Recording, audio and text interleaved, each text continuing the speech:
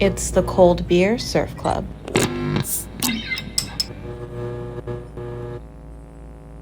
Fishing line. That's good. There's a kick drum pedal there. Yeah, there was a drum set here at one point, and then I think it got overruled by the podcast setup. And then my wife really wants me to get rid of it, and I was like, no.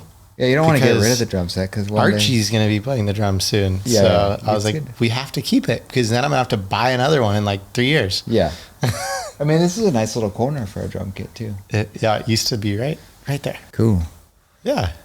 This is like the only, I mean, everything else is always here, but just the carpet and the table and the microphones. Do you plug the amps in and stuff? Do you play guitar? I do. Yeah. Those are all mine. Yeah, nice. Yeah. Those aren't part of the sets. They're good. The Princetons are good. Yeah. They're both good. I prefer for recording a Princeton because they just sound good. I like this. I don't even think you can see it from there, but that little Woody Jr., that amp's rad, except for the only problem is it melts. It gets like hot, and when it starts sounding really good, I don't know too much about amps, but the capacitor is like right next to the tube, and the tube melts the capacitor or something. So I can only play it so much, and then it dies. And I take it to this guy in Santa Barbara, but it's like kind of expensive every time I have to do it. You just gotta let it ride. So I don't play that amp too much, but that's like my favorite sounding amp that I have. I can't really see it. Is it an old one or a new one? It's a reissue. They did this like Woody Jr. reissue. Oh, nice. Yeah. Cool. But then I have an original 57 Tweed Champ upstairs too. That one lives in my bedroom. Sick. That one. Oh, I saw the one that was in the... oh, yeah. Is that the one that's there? Yeah. Yeah. That's a 57. I was going to ask Tweed you Champ. Yeah. Yeah. That thing rips. Yeah, cool. Love it. Right on, Matt. Well, cheers. Thanks so much for making the trip up. Yep. Thanks for having me. Having the nice little drive up the coast. Yeah, stoked. Yeah, man. We're stoked to have you. Thank you. The first time I heard your music was Brokedown Melody. Yep. And then Burn too. I don't know. Do you remember that movie? Yeah. Dane's part in that? Yeah. Yeah. Totally. I love that song. Thank you. Yeah.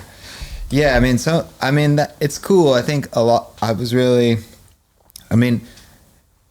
been a lot of music that's been in like some surf films and stuff like that. And I think it's always really, I don't know, actually, because I grew up skateboarding. And so like, kind of like pairing music with that, I think music and motion like are meant to be together. So yeah, I feel really, I get really stoked anytime I see my stuff and like pair with some people ripping, That's sick. Yeah. It's so, I mean, like you said, the music can make a skate part or a surf part so much better or so much worse. I think it's, it really can, and I think that actually one of the things that I do, like when I'm working on new songs or when I work with other people, because I produce people too. So then a lot of times I'll put on like, it's so easy to get into like recording mode and just start like layering stuff and just think about the music as being just the music. But I feel like it's always better when you kind of stop and you put something on. So a lot of times I'll either put on like some nature footage or some surfing footage and just be like, let's just listen to it with this. Like, let's not add anything more to it and just see what it does. And sometimes I'm like, I think it's done, That's right. rad. Actually just like, you kind of like, it gives you a whole new context, So Like a different perspective, huh? Yeah, you just listen a little more open instead of being like, yeah, I need to add like 17 more things. It keeps it simple, It's crazy now how you could just keep going. Yeah, you can keep going. And it's fun, it's fun to like stack a bunch of stuff, but at a certain point you just have no idea what's happening. You're just like, I don't even know how many tracks there are. So, and it's always like, my favorite songs are always the ones that have like the most minimal, but they sound really full. For sure. So, that's what I was going to say is like some of my favorite of your music is just that like stripped down, raw sounds that pairs so well with surfing. And totally. It feels so good. Yeah. I think that there's like, I think it's like when you, Yeah, I think that's just something that's really like, you just don't need that much, you know? Like, I think even if you just have just an acoustic guitar, you know, and some like, another thing too, I'll say about like that is like surf trips or any trips in general, like those are the things too, like that inspire your lyrics too, inspire life. So it's like when you have those experiences, there's like a lot of times when I've been on trips, it's like the song writes itself too. So you just come back and you're like, I have this new experience to write about. And it actually just makes the whole process a lot more fluid. For sure. Because you just like, you don't really have to like pull stuff out of thin air. Sometimes you're trying to pull stuff out of thin air. You're just like, okay, like what, you know, like you're just really trying to find stuff. And I found that some of my favorite lyrics are after some of those trips. So yeah, it's really inspiring. But like one was when we were down in Oaxaca with Rourke, and like Parker was on it, Nate was on it, and yeah, and like coming back from that trip, it was like that reminds me, I have a record in the car for you. Oh, no way. Yeah, I forgot to get it out of there. Thank you. I just unplugged my record player up there. I brought a CD. I brought a CD too. One. I have like my first record. There's like a Japanese version of it, CD. No way. That I like dug out somewhere, and I was like, maybe you'll like this. And if anything, it's in Japanese, which is, I sing in, obviously it's in English, but the packaging is all Japanese. And then there's the record that we did that was inspired by a trip down in Mexico. Yeah, you scored that for that film, right? Yeah. Yeah, it was super cool. Yeah. So, but that's kind of what I was like when I came back from that trip. It was like the record wrote itself. That's so rad. And then I had all this footage to kind of work with too. So seeing that, it was just like, it kind of made me never want to do it. You know, when I started doing more of that, it was like, I don't want to do it any other way. So in that process, are you, like when you're down on the trip, are things coming to you while you're down there, like through that writing process? Or is it more like you get back and you kind of digest it all and then it starts coming out? Yeah, I think it's like, it definitely is on the return. I mean, I've gotten more into doing stuff like on location, which I think is cool. Like actually kind of having little mobile rigs. Some of it too. Yeah. Like I'll do stuff on the spot. It just gets a little tricky with recording and stuff, you know, which, that can be a little bit of a hurdle, but that's why like now I feel like I always end up like, I always try to travel with as little as possible, but somehow or another, there's always like a guitar and a camera and then like 1,700 chords that I got to deal with. And I'm like, man, I thought this was going to be a mellow one. But I love it. And so that one, for that trip, and it was a lot of the stuff just kind of, I was absorbing it. And then on the return, that stuff kind of just came through. So, sick. Yeah. When you score something like that, do you like to watch the surfing and the edit and make the music to it? Or do you more just make the music inspired by that and then let the edit match to the music? Oh, if that makes sense the way I asked it. Totally. Okay. Yeah. Well, definitely it's like both. Yeah. And some of them I'm like, I'll write stuff that's kind of separate, you know, I'll write like a piece that I'll be like, okay, this feeling, I think it will match. And then the edit will you work the edit to it.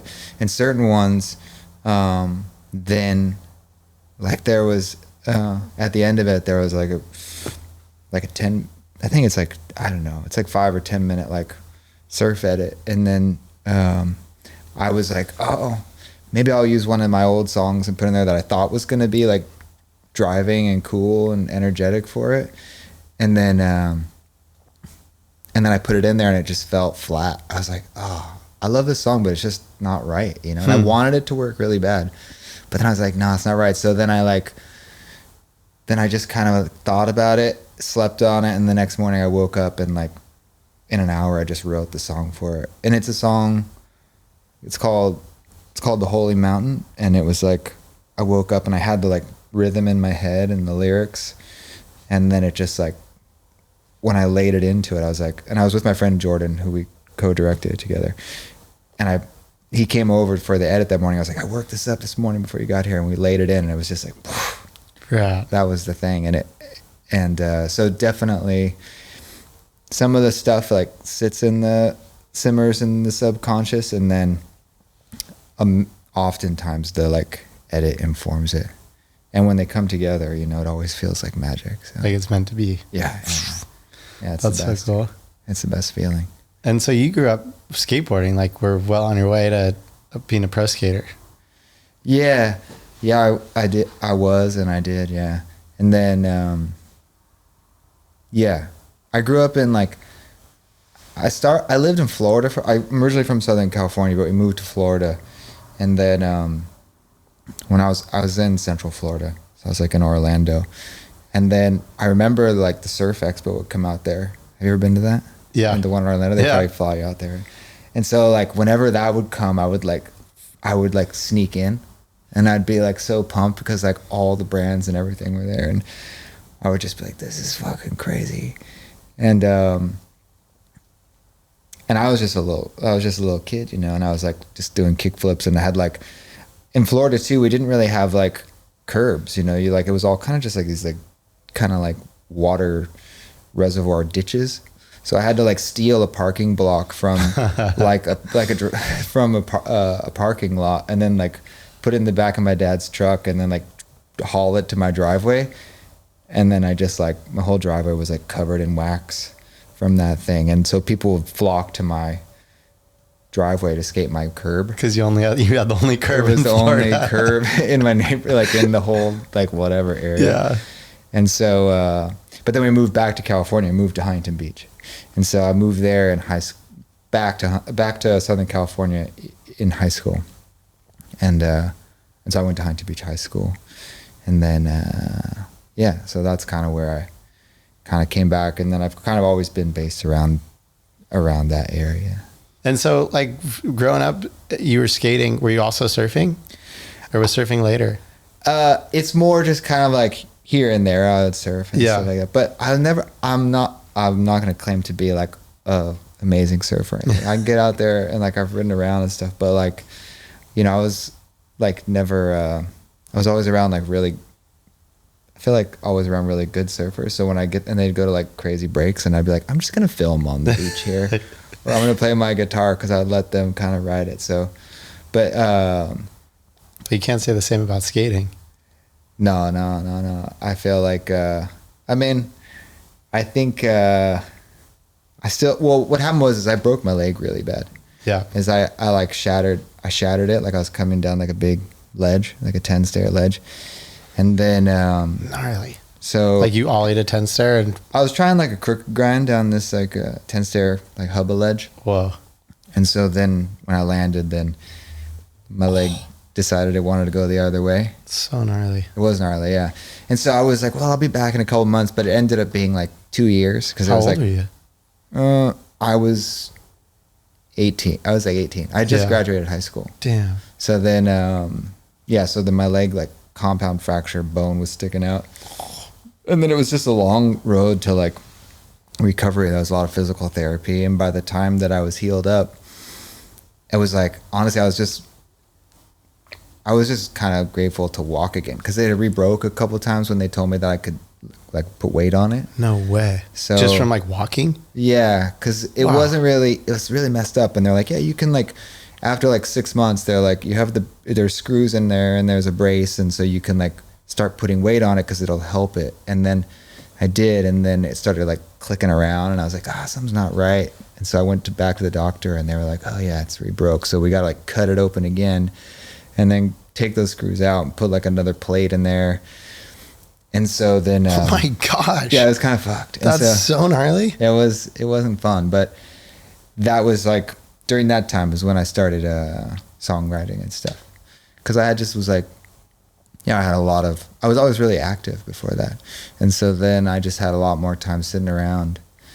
And then I was like, maybe I'll like, instead of just playing the guitar, playing riffs or whatever, I was like, maybe I want to learn, you know, a full songs, and just feel like, understand like what was so magic about them, you know? And so then that's when I started writing songs. Right. Yeah. Do you remember like some of the first songs you wrote? I do, yeah. There was, I mean, you know, pretty early on, like some of my first songs ended up like they're on my first record it wasn't too long till I started like kind of releasing stuff, but like, I mean, yeah, there was, I mean, the really early ones, I think my dad would tell me stories about like his first car. So I think I was trying to write songs about like, because the Beach Boys had songs about cars and stuff. So I was like, but it just wasn't right. You know, I was like, I don't even know what this is. And so then, yeah, but pretty quickly I just kind of like started, I got a 4-track recorder. That's what it was. And so that it was, you know, it was a little bit harder to find ways to multi-track because if you didn't have like a really fancy computer or something, and I had like a tape recorder, but the tape recorder could only do like 1 track, you know? So then when I got I had a friend who had a multi-tracker, like one of those Porta Studio ones. And then he was like, oh, you should borrow this and like, it might help you writing songs. So then I was like, what is it? And he's like, you can record multiple things on top of each other. And I was like, whoa. All right. So then I got it. And I hadn't, you know, like I said, I'd tried to write songs, but I'd never written a full song. And I don't even think I could like play through a full song, even if I wrote it. So I would record like 30 seconds and then like get like kind of work up the idea for like a couple hours, you know, sit down and be like, okay, get it. And then I'd be like, all right, well then I'm going to hit play and record on the second track 2. And then when I got to the end of that, then I would add the next part to it. And I didn't know like verse or chorus or anything. I just knew like first part, second part, repeat the first part, and then like make it 3 minutes long, you know? So then I did that like, you know, 3 or 4 times. And then it was like 2.5, 3 minutes. And I was like, cool, I think I got a song, you know? And then when I realized that I could also like start to like sing on top of my other vocals or play guitar, then it was like, I didn't even know I was harmonizing. I was like, if I just double myself, but I sing a little higher, then it sounds better. So then I would just do that. And then I would like burn that kind of like the way I'd make like sponsor me tapes, you know, then I would just burn that onto a CD and then I'd play it in my car and be like, sweet, I'm on the radio. This is cool. And then I'd just, so rad. And then I would show like my neighbors and stuff like, look, check it out. This is what I made. And at that point I was like, that's kind of all I really like expectations I have for it, you know. It's like make something that's like 3 minutes long, you know. And then I think some of them were just instrumentals because I was like, I just liked, you know, I was just tinkering around. And then I started singing because I was like, well, I guess if you're gonna write songs, you gotta sing, because all these songs that I'm listening to have lyrics. So then I was like, well, maybe I'll just, you know, write some words. I mean, I kind of was like, when I was my first year in college, I took like some poetry classes, British literature and stuff. I don't know why. I think it was, I don't know. I was just like, I think it was one of the only ones that was open. And then, but I got really into that. And then, then I realized that it was easier to talk about things and like metaphors and stuff than just say it say it how it is. Say it how it is. So then I started doing that. And also too, I wouldn't write it down first. I would just like record it and kind of let stream of conscious happen. But I didn't know that's what I was doing. You know, I was just kind of like, oh, I just kind of like sounding it out, and then words would come. And then when they would like strike an image or something in my mind, then I'd be like, I would feel that, you know, and I would kind of roll with that. Yeah. And then eventually it just became like, you know, I kind of had a number of those songs, and then some of them, yeah, like were, like songs off my first record, like Sunshine and like Behind the Moon and stuff like that. Behind the Moon, that's the one with the Dane part. Yeah. It's such a great song. Yeah, that is. Those were some of the first songs you wrote? Yeah, those were like the first, wow. like, I would say songs that were like songs, you know? Damn, that's pretty insane. Because I was like, before that, it was, you know, you know, there was ideas that I would try, you know, but they wouldn't like make the cut, you know. And I think that yeah, but I was really into like folk stuff, so then I would always start with like some sort of like folky little riff or something. I always liked, yeah, I just liked songs that kind of had little like hooky little intros. So like Sunshine would be like deedle deedle deedle dee, or then Behind the Moon has like doom doom doom doom doom, all those little bits. Because I think that when I was learning guitar early on, those songs always were fun to play, the ones that had those little kind of riffs to start. So I was like, oh, well, I also thought, I was like, okay, you got to have like the little intro sound, you know. So then I would just always make a little intro to the songs. I'd say it worked. Yeah. What were some of like your early inspirations as like musically? What were you into when you were growing up? Well, yeah, I mean, like in the when I was in like junior high school and stuff like that, it was kind of normal stuff like Pearl Jam and Nirvana, and then there was like a bunch of stuff from mostly stuff from videos. There would be like Dinosaur Jr. or like Fugazi and stuff like that, and then some hip hop stuff too. Like I feel like there was kind of like some like Del Funky Homo Sapien and like hieroglyphics and that stuff, and then yeah, like what was there, like Wu-Tang and stuff like that. I think I tried to like freestyle a little bit, but I just couldn't. I wasn't really good at it. So then Yeah. I think there were some friends who were really good at it, and I was just like, okay, Let them have that. yeah, I'll let them have that. How about from the folk standpoint? As far as folk music, Yeah. I mean, well, so I think I mean when I started, trying to think like the first stuff, obviously like there was yeah, I mean obviously like Dylan and stuff like that. I think, but I didn't really get into Dylan until there was that Rolling Thunder Review record, which was like a live tour, and so that one really stood out to me, and so I really liked those recordings, and then it made me fall in love with like. Then I started going into his catalog and being like, oh, what's this? What are these? And digging into that more. And then there was, but I think also I got into like old folk stuff, like stuff that like Smithsonian would release and stuff like that. So like a lot of old like Appalachian and blues players and stuff. So yeah, that kind of stuff. Like some of the more like popular ones are like Mississippi John Hurt and stuff like that. And I always really liked just like finger picking because you could you didn't need a band, you know. It's like I didn't have access to a band, and I didn't really at that time too. I didn't know anyone who was like I didn't really know that many other musicians, and especially like people who were like playing folk music.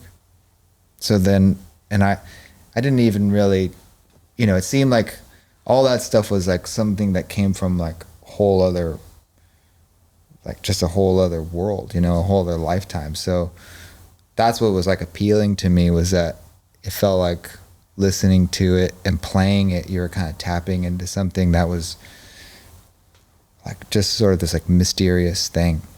And so learning that stuff was really, some of the recordings are hard to kind of pick out what they're doing too, you know? So, but I would just kind of like figure it out, either like guess the tuning or something like that. And then when I found like, you know, once I started learning some of that stuff, like even like Reverend Gary Davis or these old blues players, and then I started piecing it together. I was like, oh yeah, these guys from the 60s are like learning that, playing that, and then interpreting that in different ways. So then, then I got really into just kind of piecing together like how all the sounds, like an engineering kind of way or something, you know, like where all the styles like melded together, you know, like who was inspiring those people. And so, I think that was I try to think of some other artists, but like there are other people like Rycooter and stuff like that who are still around, you know, still doing that stuff, and got to play with a bunch of those old legends and stuff like that. So cool. Yeah. It's crazy how, like, I think one of my earliest favorite bands was the Stones. Yeah. And I was like, oh, cool, like the Stones, rock and roll. And then I was like, started learning, and I was like, I was like, they're like country music and Graham Parsons and old blues music, like, all their like Keith's all riffs and stuff based on the blues, like Robert. I remember watching this video of him playing like one of Robert Johnson's tunes on like this little acoustic, and it's all like finger style blues playing. I was like, well, it like blew my mind. I was like, no way, like that's what he was influenced by. Like, I gotta learn how to do that. Totally. And it's just so, the way he played it was just like, so, it sounded so cool to me. I was like, oh my God. It's just crazy because you're just like unwinding all these layers of like inspiration and years, and someone turned that into something else. It's so cool. Totally. Yeah. I really liked all that, the Stone stuff, for that reason too. I think I played trumpet in the school band, and then I had like my trumpet under my bed, and I sold it. Once I started writing, like learning guitar properly, then I traded it at a pawn shop for like a Rolling Stones songbook. So I did learn a bunch of those early Stones songs. Yeah. And then my parents were like, "Why did you sell that?" And I was like, "I don't know." But I really, I mean, the Stones, they did pull a lot from the old blues stuff. What is it? It's like on like Beggar's Banquet and Sticky Fingers and stuff like that. Those ones have a little bit more of those deeper cuts on there. Yeah, for sure. But also Moonlit Mile is one of my favorite songs ever. Yeah, it's I kind of like the slow, kind of just dreamy ones. Yeah. That one's pretty... I like Midnight Rambler a lot. Oh, yeah. It's kind of like another one, like almost like Moonlit Mile. It kind of just keeps going. Yeah, I know. Those are good ones. So what, like when you wrote those early songs that became like Behind the Moon, like, did you know when you wrote that, like, this is a good song? Or you're just like, oh yeah, cool. It's like sounding good. Or you're like, oh damn, that's like, I don't know. Did you know it was good when you wrote it? No, I didn't. I still, you know, I think it's one of those things where, it's like when you write something, music and art in general, it's like if it's in the, it's all kind of like right place, right time kind of stuff, because a great song can also go unrecognized. And so, and I think that life around something kind of like dictates whether something is relevant or not, So I don't really feel like it was like good or bad. I felt like I learned a lot doing it.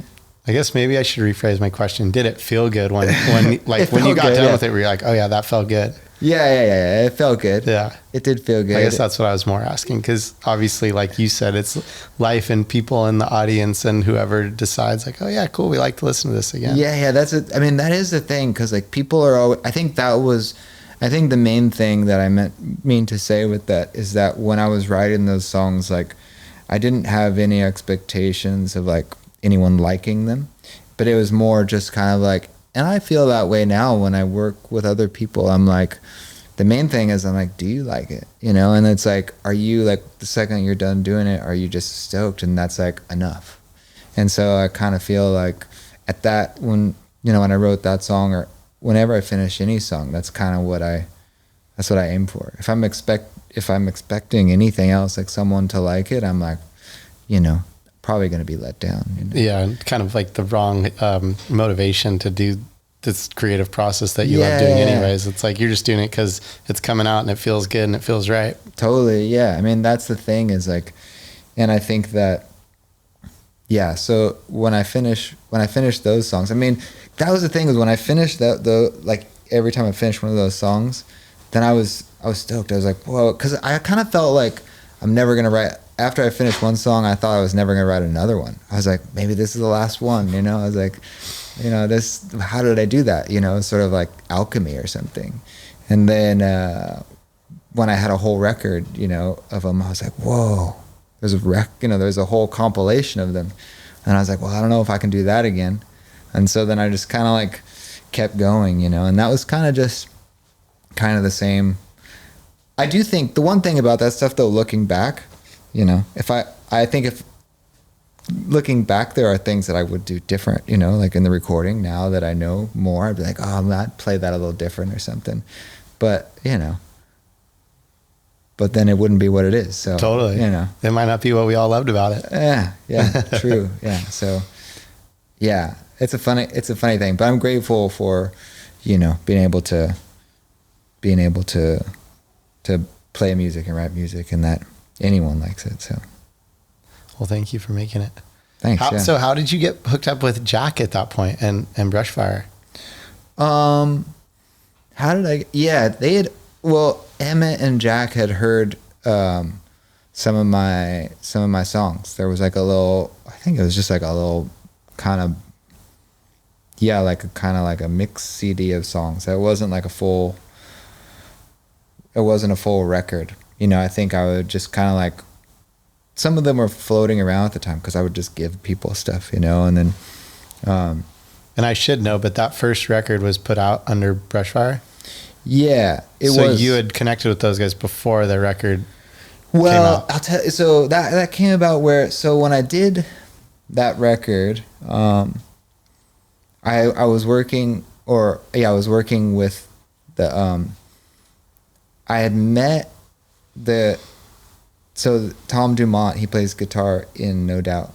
And so he had heard my songs and he was like, oh, do you got any more? I like those songs. You know, I want to like, would you want to come over and record one day? Am I talking enough into the mic? I don't know. Yeah. But he was like, yeah, do you want to come over and record one day? And I was like, oh, yeah, that'd be cool, you know? And so then I went over and I recorded a song. And then we just kind of kept doing it. And then eventually, we had the record, you know, I did this, it was like a year or two. And every time I'd go back there, like every week or something like that, then I'd bring a new song. Cause I'd be like, I want to record a new song, but we weren't even finished with the other one. So then it was like, you know, I ended up having like, you know, 50 or 75 songs or something, you know, that like I had, but my gosh. So you dwindle that down to like 10 or 15 or something. And then we, just put that out ourselves. Like we decided, we're like, oh, let's just put it out.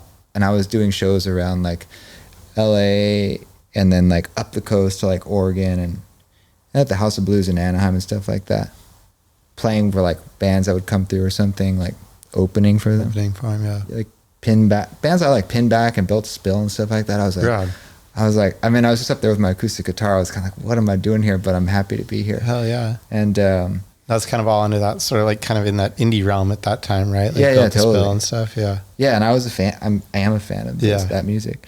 And so, but then, so we had released that and then, like Jack and Emmett had heard it and they were, they had heard one of the Beasts. They had heard a couple like the outtakes from it too. And they're like, oh, you know, we want to put some of these on like Brokedown Melody. Would you want to would you want to have those in there? And then I was like, oh, totally. Yeah, that'd be sick. And so then they did. And then they also were like, oh, well, would you want to like put out the record too? And then go on tour. And I was like, I don't know. We already released it. And then I was already recording a couple more songs. I was like, well, I can do these new songs and added to it. And they're like, yeah, well, you know, come on tour and then like, you know, and then feel it out, you know? So then we went on tour. By the end of it, then we were all pals and then released released like the definitive version through Brushfire. And then during that time too, recorded, recorded multiple songs together and stuff like that. And then we all became buddies and stuff and were singing songs. And it was crazy too, because at that time it was like Jack was, you know, he kind of stepped up to another level where I was like, oh, cool. Yeah, I've played like House of Blues and stuff. That'll be fun. And little did I know we go out there and we're playing like 10, 15,000 people in these big outdoor like amphitheaters. Crazy. And I was like, well, this is a lot of people. So, yeah, it still kind of trips me out. What's that like? Did you like first time walking out in front of 10,000 people, that must be a trip. Yeah. I was like, I forgot how to play guitar. Were you nervous? Yeah, I was just like, I don't know how to do this thing. But then it comes back. But I was literally like many times I'm like stepping out, I was like just gone blank, you know. I was like, I don't remember any of the words. I don't remember how to play that solo. And I was like, I hope no one's recording this. Oh, wow. But it all works out. Yeah, it all just flows out, huh? Yeah. Crazy. Yeah. So you did that first tour with Jack, and then did you guys do stuff after that? Yeah, we did. We did a couple of different tours together after that. You guys should bring it back. I know. Well, we did some recently when we were down in Laguna Beach at the Coast Film Music Festival. Oh, cool. He did a premiere for his well, no, they didn't show it there, but it was like kind of like the launch for his new tour and film and stuff that he has out. And so we got on the stage together then, and we did some songs because we did some stuff we didn't normally sing together. Cause like, oh, let's try something different. So we did a couple new medleys, and then that band Hermanos Guitarras was down there too. Damn, I wish I was there. It was cool. I would love to see that. Yeah, I saw him. He did that up here too at the Arlington. That's right. That was like 2 nights before. Yeah. Yeah, and I got to go to that. Nice. It was great. It was so fun. Really cool night. Yeah, that's a vibey.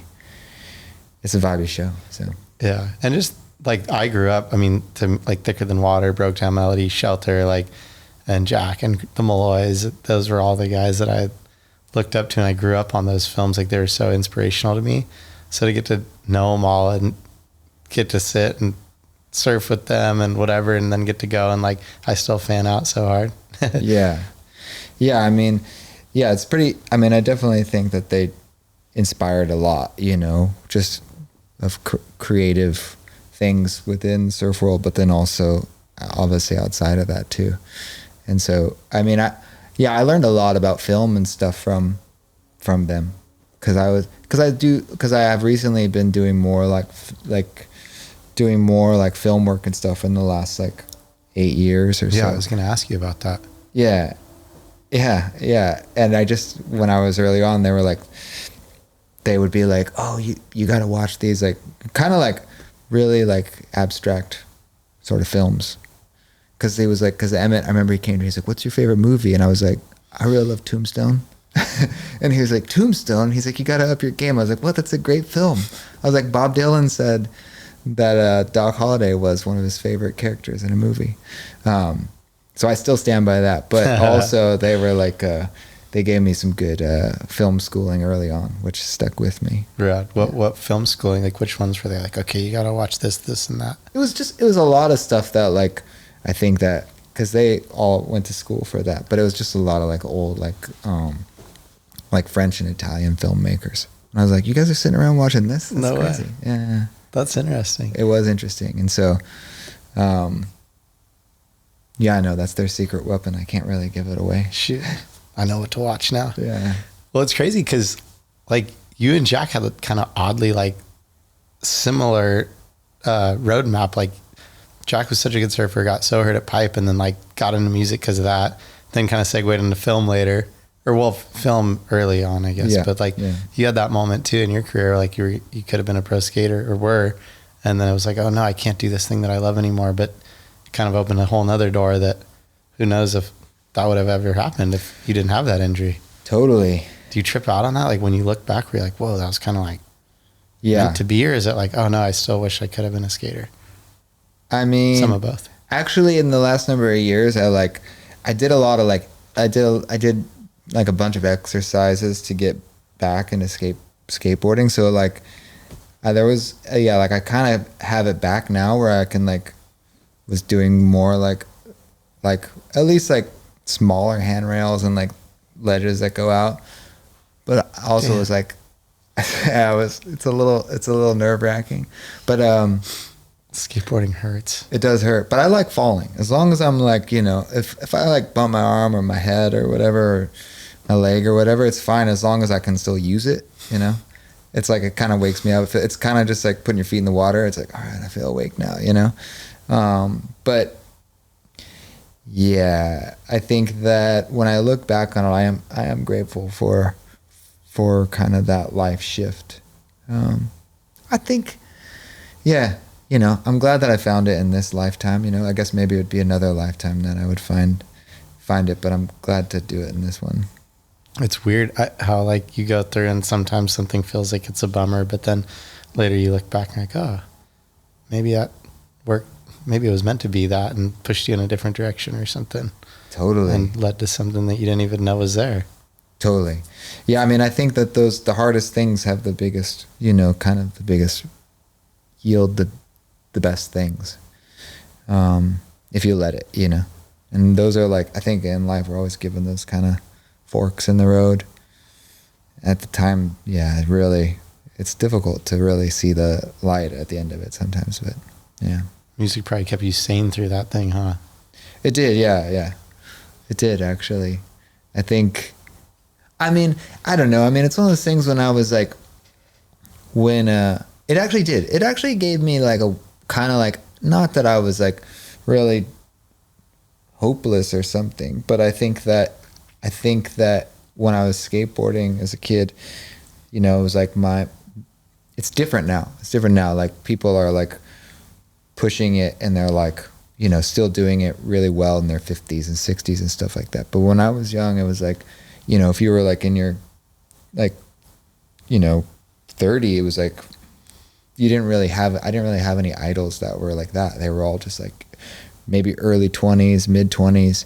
And I was like, beyond that, I was like, I didn't really think that, life kind of existed more than that. I didn't really have any ambition after that. I was like, I'll be this, and then like after that, it's like, oh, that's old. That's just like, I'm not even going to be, not that I didn't think I was going to be around. I just didn't envision myself, and then I think when I started playing music, then I started seeing these like old blues guys who were just sitting on the porch, or like people who were like been doing it for a long time. And I was like, oh, that kind of gave me hope to want to be like, yeah, I want to be that old guy like on the porch who has all his rad stories, And so I think that was something that I didn't realize at the time, but was giving me hope to like, to kind of push through a lot.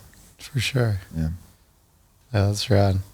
I know it's funny when I was in my 20s, I was like, 30's old. Like that's so old. And then I hit 30, I was like, oh, I still feel like a kid. Like I'm good. Yeah. I know. I mean, it's crazy. There's so much more living to do. I know. Yeah, totally. And now, yeah, there's always so much to learn too, Yeah, if you have that mindset to keep learning and keep exploring and going down different paths and stuff, it's like as long as you don't get stagnant, I think you're good.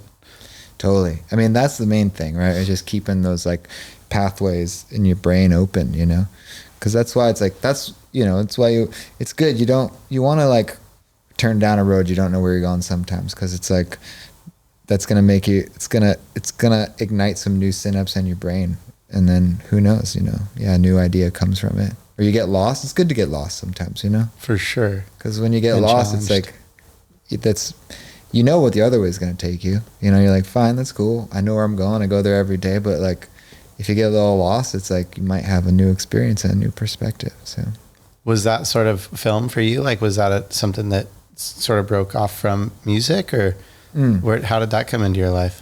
Yeah, it did. I mean, I think that was. It actually just became part of like. It just became part of like the creative process, because it's one of those things where when I first started writing songs, then I was like, all right, I kind of had my little world that I was writing from, and then as I got older, then I was like, all right, you start to learn more stuff, these things, and then when I realized that like, yeah, obviously film and stuff like that, you're telling stories, and more like experiential stuff, you're going out and having these experiences like I was talking about in the beginning of the interview. It's like when you go out and you give yourself a reason to have these experiences and document them, then you come back and then you have something to write about, and then when there's a visual to it too, then you have something like that you can kind of tap into multiple senses, and it feels like it gives it a lot more context. Where, I mean, I also was like, when I was young, skateboarding and stuff, you're always carrying around a video camera, so it wasn't like foreign.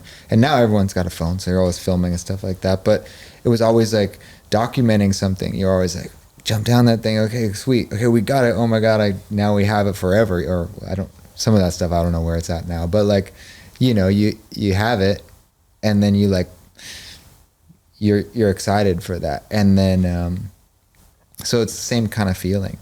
And so now, but it's one of those things where then it pushes me to be like, oh, I'm going to go learn about these, some of it are more like environmental stuff. So I'm like, I'm going to go learn about this, these 5,000-year-old trees, and what can they teach me? Or like, I'm going to learn about this, this indigenous culture, and be like, what can they teach me? And what can we learn from these things? And that to me is like the more inspiring for music making for me now, because it feels like it's not, it feels like it's like bigger than myself, and so I'm just experiencing it instead of kind of like regurgitating kind of the similar narrative or something of being like, that I had from the beginning, so it changes into something else, which I have those songs, I can be like, yeah, this was that time, and this is what I was saying about, and this is how it makes me feel now. But also I really like getting out there and using those things as a vehicle for new experiences. Yeah. And my wife and I do it. Like, she's a travel journalist, so she gets all these wild ideas too.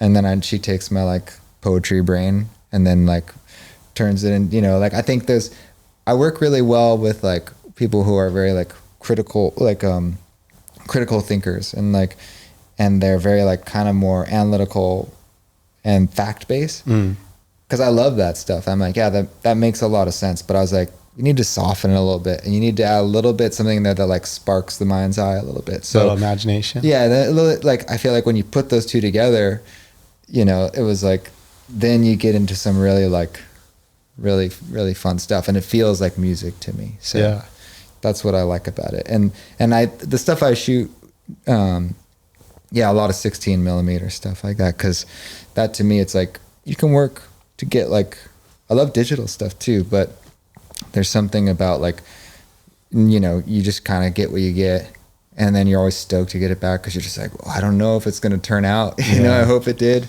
Just the feel and the textures of it. It's you just can't replicate it. You can try, and you can get kind of close, but like when you pull that back in and you're literally just like pull it up, you're like, it already looks like, it just kind of, it feels more like a memory when you watch it back. You're just like, yeah, that's how that's the feeling I got from it, and now it's in an actual visual form. It's so weird how it is. Like, I wonder if, I'm 30 something.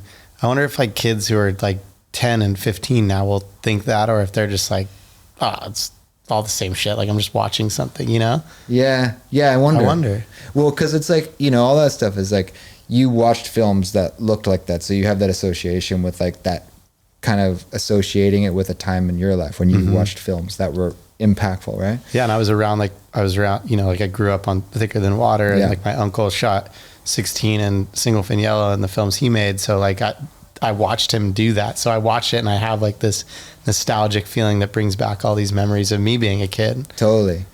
Yeah, I think that there's just like, there's something to it that's like, it's just no matter what, that like medium will always hold something. It's kind of like saying like, just because there's all these like digital formats of artwork, is watercolor ever going to go out of fashion, or is like oils or something like that, is like, no, there'll always be a place for that, and they'll always have their own like distinct feeling. And I think, and also you get different, like just the tool itself yields different results. You're going to hold that thing different. You're going to point it in a different direction than you would. And you're going to like be at you're going to have a different perspective from using that. So I think that, if you just look at it like, if you just anything like that, if you just look at it at the like perspective it gives you rather than the tool, but like think about where that thing makes you move, and different things are going to make you move different ways. And so for that reason, I think that feeling will always be there. I know that was a weird long answer. No. Well, and I guess as long as there's people like yourself and, you know, maybe like Jack and Chris and guys who still are using it to tell stories that people are then watching. Yeah. They're always going to be like, oh, why does this make me, hopefully they'll be like, why does this make me feel a certain way? And that has something to do with it. Well, I think it's also something to do with just like that you don't like, it forces you to be more honest. That's one thing. Cause like you can sit there and like, even on my phone, I could take a video and be like, I'm going to try this 100,000. I could try like 200 times and get it just right, you know?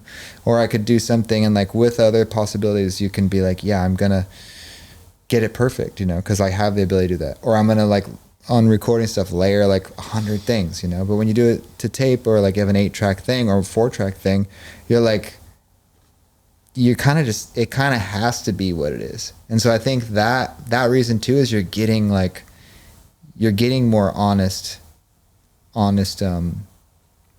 recordings, you know, and documentation than you would something, and you're having to be more intentional with it. And so I think maybe that's where I would leave that one. I think. Well, yeah, because it's like, it's just a more real representation of whatever it is. Yeah. I'm like such a sucker for that. Like music, if it sounds too perfect to me, I'm like, it's like there's like something wrong with it to me because it sounds like someone sat there and made every note and auto-tune it. I'm like, I'm not interested.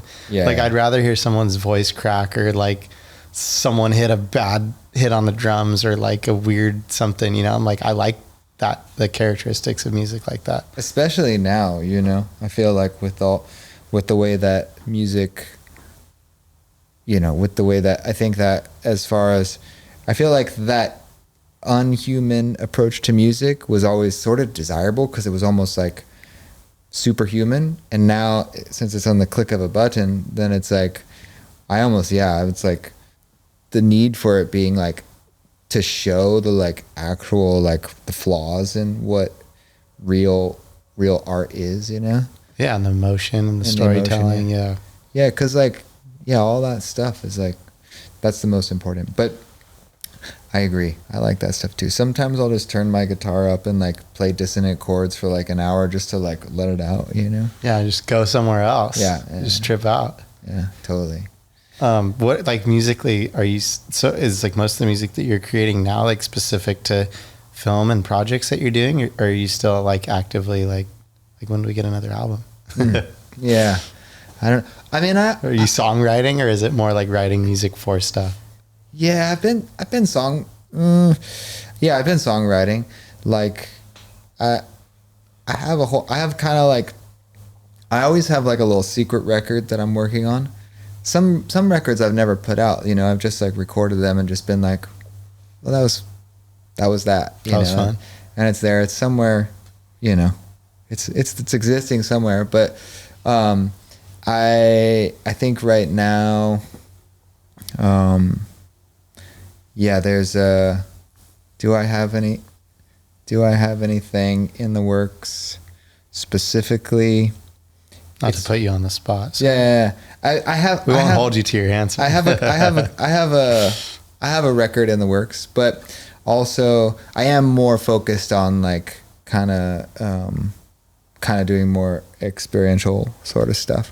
So like I'm doing some like the thing I want to do I have a thing called the Explorations of Sight and Sound, and that's where I've been doing the film stuff, but then also scoring it live too, like, and doing those shows. And so I have a number of those, and we're gonna do one in we're starting in the next couple months, if not this next month, but it's gonna be called, I'm premiering the idea right now with you right here. So it's called the Listener's Guide to America, and it's the 50 sight and sounds from 50 states. Sick. And so it's basically going to be like 60 millimeter from all the states, and then like field recordings from each state too, and then I'll like make music that harmonizes with that, you know. And there'll be individual stories from each place, but it's basically about how, like, when obviously we're seeing a lot of the environment that we need to protect, and I think visually we're seeing that, but also audibly, like, you know, when you're in a place and all of a sudden like a creek isn't there anymore, well, you don't hear the water, or like when that bird migration doesn't go through there anymore, you're not hearing those birds anymore. So like the sounds obviously reveal a lot of change to us too. And so I think that the film is gonna basically acknowledge that, and then also kind of document where we're at right now. For how? Yeah. Sounds cool. Yeah, so that's what we're gonna. So it's in the works. It's a big undertaking, but yeah. Have you already gone to all the 50 states? I've been to 49 states, but I haven't. But I haven't for this project. No. Okay. So it'll be. So you're going back to all 50. Yeah. Yeah. Damn, that's an undertaking. Yeah, it's an undertaking, but it's gonna be. I think the cool thing about it is that there's gonna be like, you know, we're more excited about all the kind of like things that we're going to learn on the way, you know, because I feel like, yeah, every time you come back from something like that, you're like, perspective is shifted. Even if I'm going into it with a certain agenda, you know, or like, then it's like, hopefully I come out of it with a whole new idea. So what's the one state you haven't been to? Alaska. Oh, I was going to guess that. Yeah. I mean, right? Yeah. I know. Just because maybe it's like harder to drive there. Yeah, I mean, I just haven't. I mean, all the other ones I've like played shows in and toured, and so yeah, Alaska was like, yeah, I haven't made it up there. So that's another reason too. I'll get an excuse to go there and do some stuff. So will you guys just like road trip the whole country? Well, we'll probably take it in spurts, you know, like kind of go into take a little pocket and do a road trip around there, and then kind of go. But yeah, like, I mean, like doing 50 kind of consecutively, that's a serious undertaking. Yeah. I don't. How long do you think it'll take you? I don't know. We're gonna try to do it in a, you know, not too long. You know, I don't want to drag it out. 6 months? Yeah, at least. I mean, at most. Okay. Yeah, at most 6 months. So, and I'm shooting for less than that. But you know, we'll see. Yeah. But it's gonna happen. Yeah. And I'm excited because I think that there's a lot of places that I've wanted, like stories that I've wanted to tell. But this will be a way to kind of tie it all into just like, into where, you know, I think even just as far as a cataloging, like where everything's at in the moment, you know, as far as like that reason, I think it'd be good to have.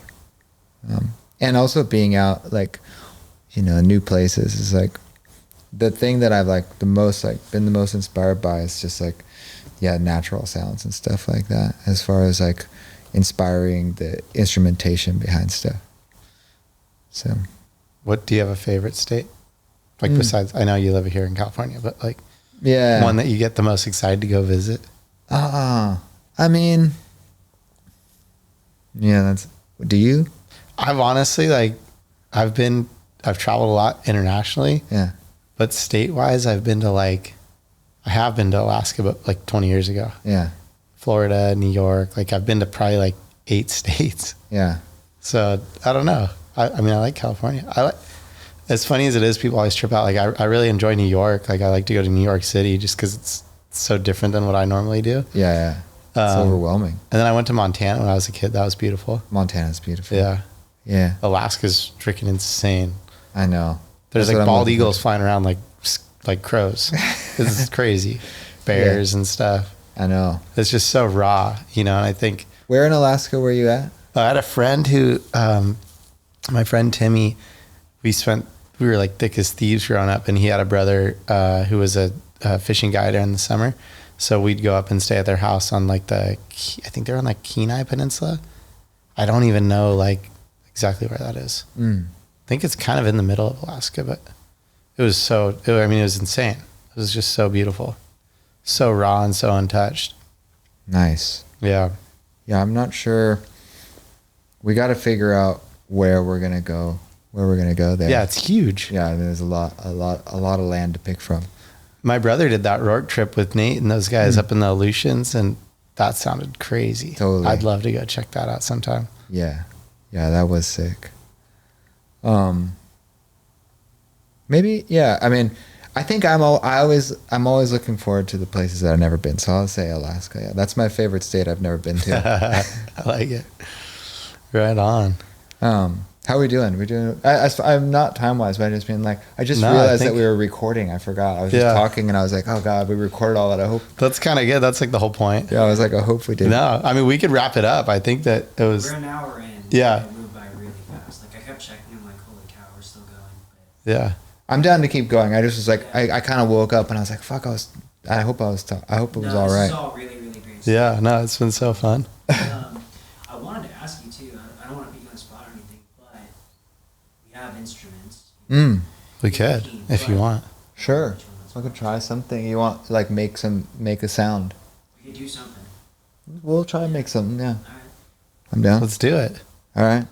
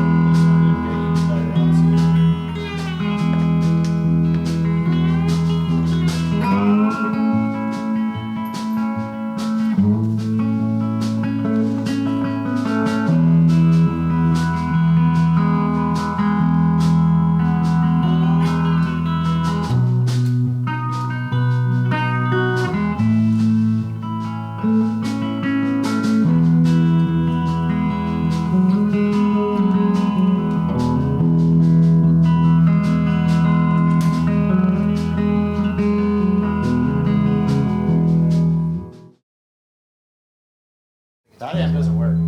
You want to play the acoustic and I'll play the electric? Sure.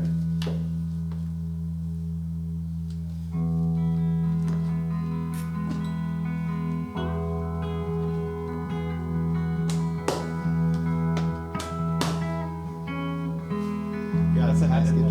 Yeah. I love this guitar. Is it a J50 or a J45? It's a country western. Oh, okay. Oh, this is tuned a half step down. Isn't it? You playing it? Okay, you're there. I always keep mine tuned down too. Really? Yeah, I can say it helps me sing. Yeah.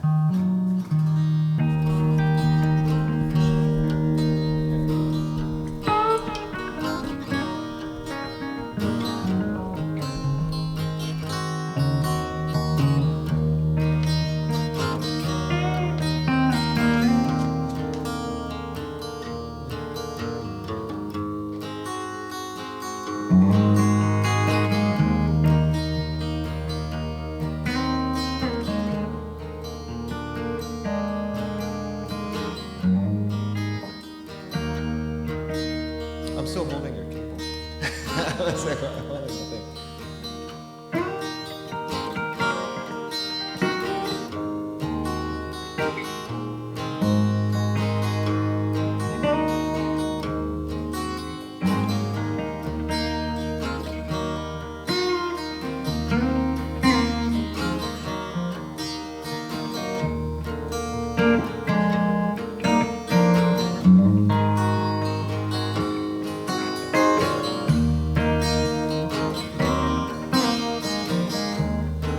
I'll come down with it.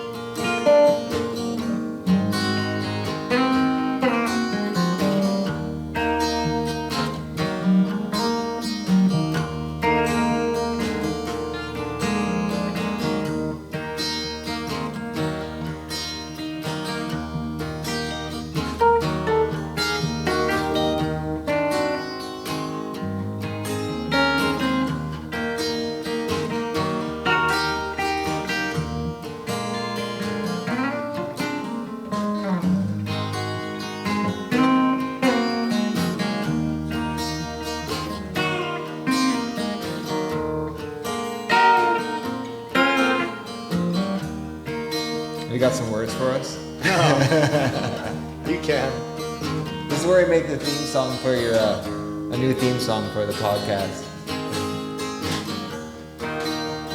Well, you gotta bring the drums over here. Do you have to stay over there? You gotta stay out of the picture. Except for I'm like doing some weird like holding the A or the B, but whatever. Sorry.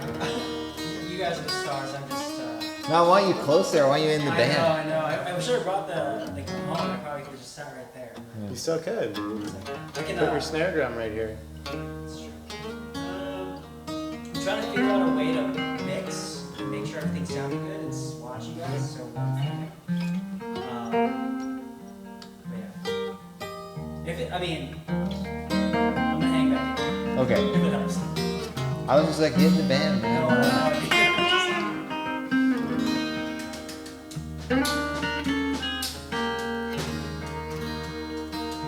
Yeah. All right. This is really cool so far. Yeah, so I like you banging on that little jar there. That's funny.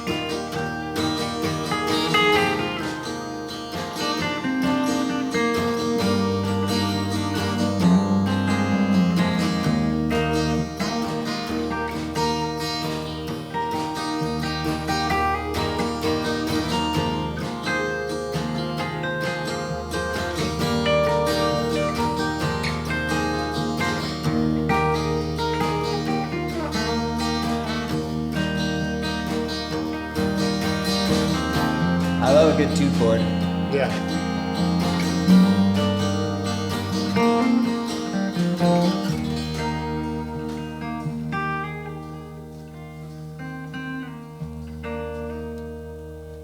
Nice. That's pretty. My buddy Travers and I used to sit and we'd play we could play one chord for like an hour and just go back and forth noodling. It was like, we'd have so much fun. Yeah, I love Then he it. moved to Hawaii and I miss having him around. We used to play together all the time. Ah, He's actually a really, really good songwriter. nice. And he's like super shy about it. So most people have never heard him. But I've heard him and they're freaking good. I'm always like, Travers, come on. He's like, oh, I don't know. Dude, that's a good song. That's cool. Yeah, it's so fun. Yeah, Good deal. it's nice. I like those. All it takes is just 1 or 2 chords, you know? Yeah. Yeah. Yeah. Had a lot of fun for a long time. Let's see. I'm trying to think of the song.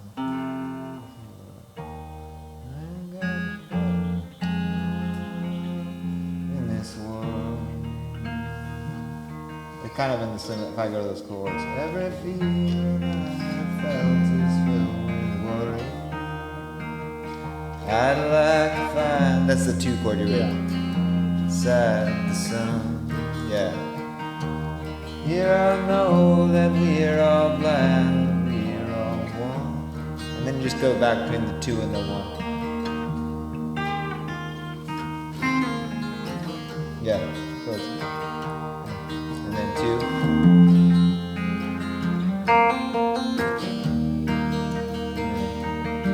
Now I've got a name that you might know, but every name that I have carried seemed to fail me. I was money, I was war, I was desire. I was designed this way, born inside the fire. And now go to the 4 chord. When every person that you love has gone away. To the 1, yeah. And every place that you have been, you couldn't stay. But every feeling that you felt is not alone. And then to the 2. So we'll open up into the 4 and let the light shine on. And to the 2 again. To the 4. And then yeah. Now we're back.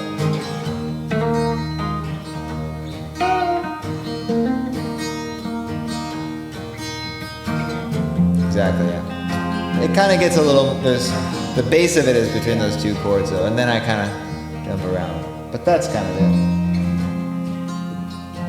Yeah.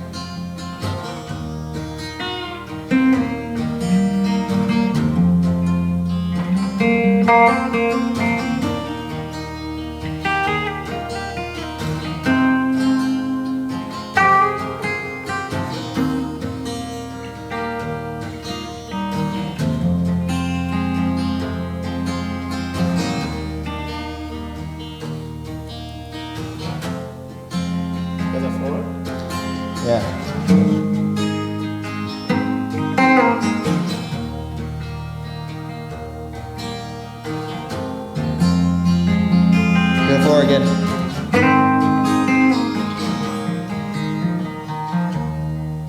Yeah. Like something nice. All right, we did it. Hell yeah. Thanks, Matt. Yeah, That was thanks. fun. Yeah, that was fun. I could It's keep the most guitar played in this hot second. I don't want to stop. keep going, keep going. All right. Yeah, it's a neat guitar, huh? Yeah, this guitar feels great. Yeah. Yeah, it does. I needed to come out of retirement. Well, it's got a nice big neck on it too. Yeah. And it's got some weight to it. I mean, the solid body of it is definitely adding to the resonance of it, you know. You can feel it. It's like, you can feel it in the acoustic that it's resonating. Or in the acoustics of it. Yeah, it's got a lot of sustain in the notes, especially when you get it cranked up. Yeah. It's like, whoa. That's what'll do it, because there's really just like, the whole body just kind of, solid body's got a lot of sustain to it. Cool. I gotta take this in too. I gotta take all my stuff in because this high-E's got a little buzz. Well, let me see it. I think it's like right in there. Trade you here. Yeah. Yeah, well, they're nice colors together, these ones. It's cool. I want to like. I've never gotten very equipped at finger picking. Yeah, And it's when I just listen to getting do the, that, I'm it's just getting the like, thumb down. you Yeah, know? that's the part I struggle with. Yeah, once you get it though, it's like, you can kind of just, it's kind of like walking, you know? Yeah. And then, yeah, the other stuff, you know what I started with was that old, that Freight Train. It's like an old Elizabeth Cotton song. Mm. If you learn that, that's a helpful one. It just goes like, you know that one? Yeah, I do. It helps get like the separation. Yeah. It's also pleasant sounding. You know? Yeah. This one's cool here though. That feels like you're like doing something. Yeah, you're. Oh, I got it now.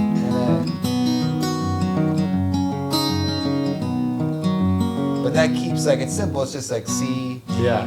But this is like, throws in a little, that, like, dominant third chord. But then, so yeah, that one's good, because you just alternate, Yeah. get you alternating, and then gets the melody at the same time too. Yeah.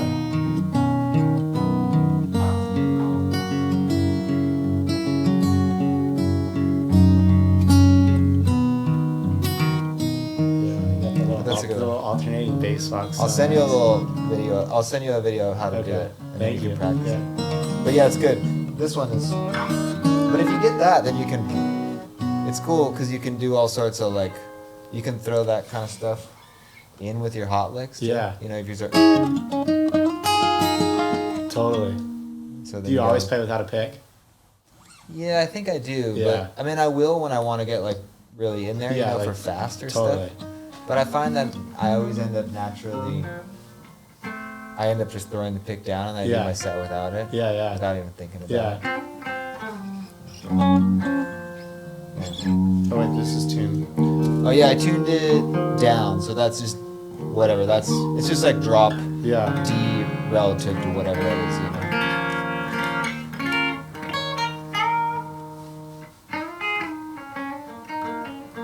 And I mean, it's close to it. I don't know if it's exactly right, but.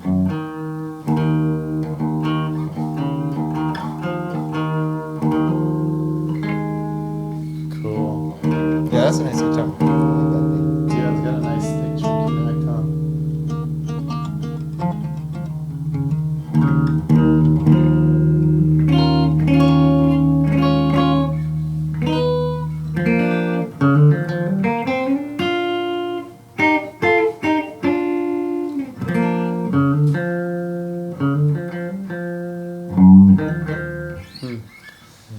I gotta You dust know- off the guitars. Another one for finger picking, kind of like with that. If you throw those in there, do you know that? I think it's like a Scotty Moore riff. Doing that think thing. It's like, it's called. So you just go back and forth, but you kind of. He designed it, I think, to make it sound like a slap back. Oh, okay. So you got. Oh yeah. I think it's called Midnight Train, and then you can do it on all of them. But it's kind of those similar riffs. Yeah.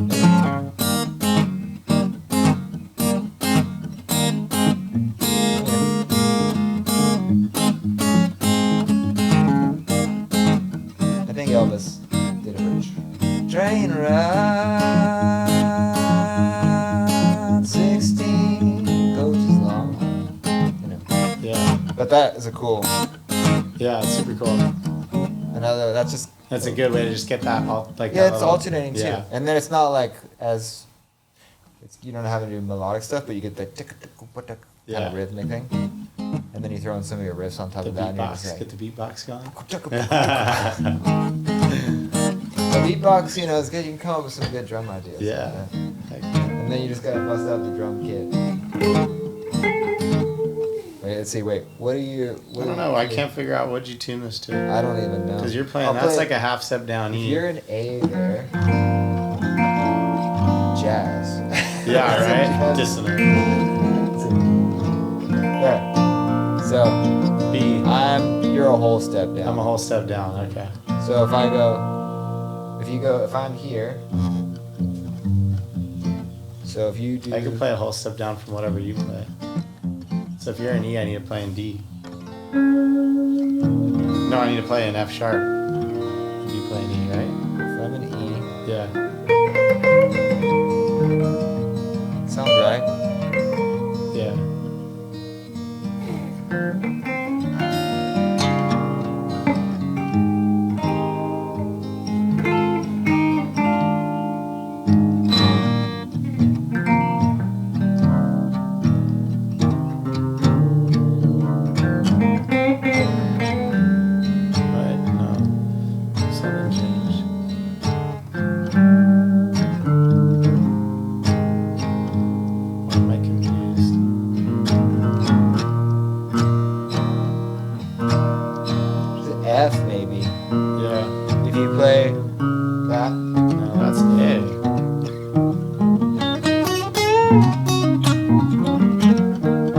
I play E minor, play that note right there. That one, D minor. Okay. Yeah. Yeah, okay. Oh, now we're on, okay. It was cool. Whatever we were doing was working and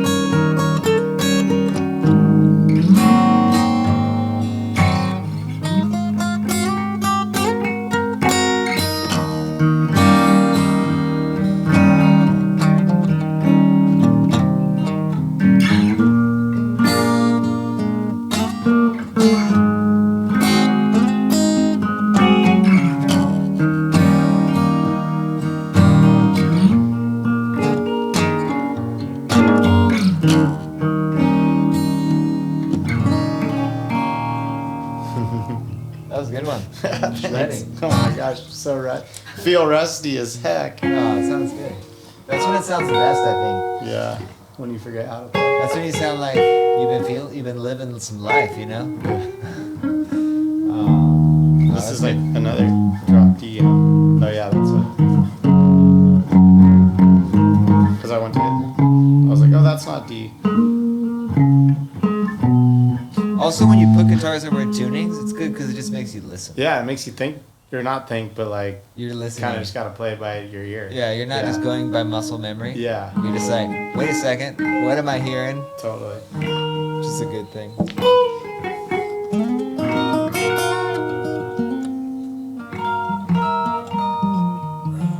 Guitars are fun. Yeah. So fun. Thanks for jamming with me. Dude, are you kidding me? Thank you. We've talked about doing this before, but we've never done it. Huh. So thanks for being the first Perfect. to bust out the guitars. So fun.